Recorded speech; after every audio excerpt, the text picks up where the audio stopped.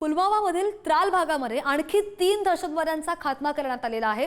भारतीय जवान आणि दहशतवाद्यांमध्ये पहाटेपासूनच चकमक सुरू असल्याची माहिती आहे। गेल्या 48 तासांमध्ये एकूण 6 दहशतवाद्यांना कंठस्नान घातलं गेलंय आणि जैश ए मोहम्मद आणि हिजबुलच्या तिघांचा खात्मा झाल्याची माहिती आहे। त्रालमध्ये आणखी काही दहशतवादी लपल्याची शक्यता आहे आणि भारतीय लष्कराचं सर्च ऑपरेशन अजूनही सुरू आहे। युद्धबंदीनंतर सुद्धा भारतीय सीमेवर पाकिस्तानच्या कुरापती अजूनही सुरू आहे।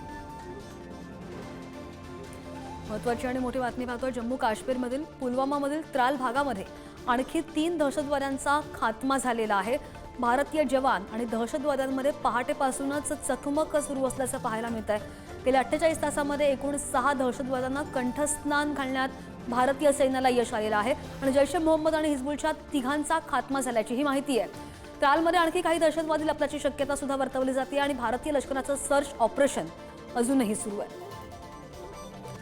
आणि या संदर्भात अधिक बोलूयात। आंतरराष्ट्रीय अभ्यासक सतीश जगेसर आपल्या सोबत आहेत। सतीश सर, आपण पाहिलं की पहलगाम हल्ल्यानंतर युद्धबंदीनंतर सुद्धा भारतीय सीमेवर पाकिस्तानच्या कुरापती अजूनही सुरूच असल्याचे दिसतंय।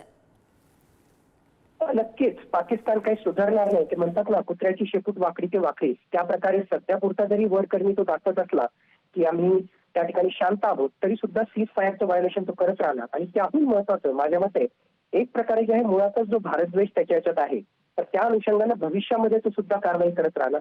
पण हे असं जरी पाकिस्तानकडून होत असलं तरी भारताने ज्या प्रकारची आता रणनीती बदललेली आहे आणि आक्रमक भूमिका घेतलेली आहे आणि एक प्रकारे act of terrorism is equal to act of war याच्या माध्यमातून एक जो संदेश आपण पाकिस्तानला दिलेला आहे, तर नक्कीच या दहशतवादाला काही अंशी आळा बसवण्यामध्ये जे आहे येणाऱ्या काळामध्ये भारत यशस्वी होईल असं वाटतंय।